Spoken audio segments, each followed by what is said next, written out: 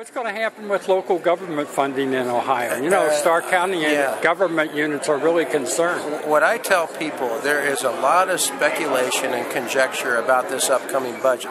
It is going to be a very difficult budget, and it's going to be, without a doubt, very controversial. However, I would prefer not to speak specifically about any of those component parts that might make up the budget until we see what the budget looks like. I'll be more than glad to talk to you about it once we see it, because you know, right now what might be speculation or conjecture might not come to pass. So I would prefer not to talk about it. Well, okay. Well, how about the estate tax? Or as Republicans like to say, the death tax. Yeah, I think that that there is a fundamental flaw with the process that says that you pay your taxes all throughout your life, and then when you die, your estate has to pay them again.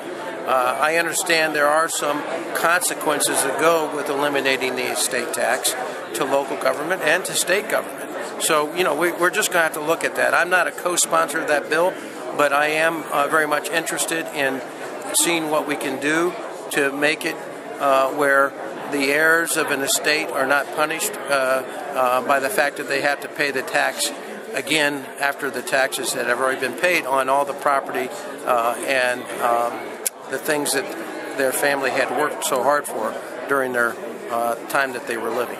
Are you influenced by the fact that only about 10% of Ohioans are affected by the estate tax?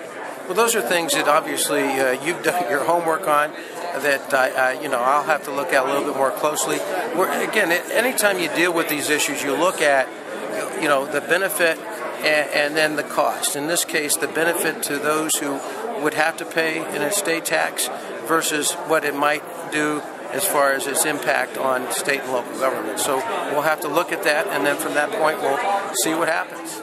Fund transfer from code 101 to 214 and 213 for the parking department in the amount of $247,064.50.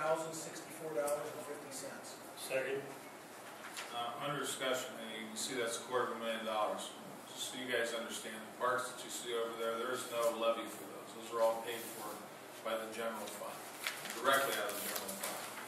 And we receive an average of about $1 million a year more from this inheritance tax. The inheritance tax is on the table in Columbus right now to be repealed and be taken away, which would really jeopardize the funding of our park system.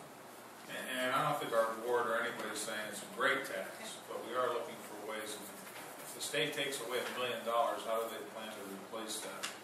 And it leaves us with two options. Either we cut services or we go back and ask for a park levy. And right now is not a great time to be asking for taxes. So I thought you guys would appreciate that. I hope you guys use the parks. All in favor? Aye.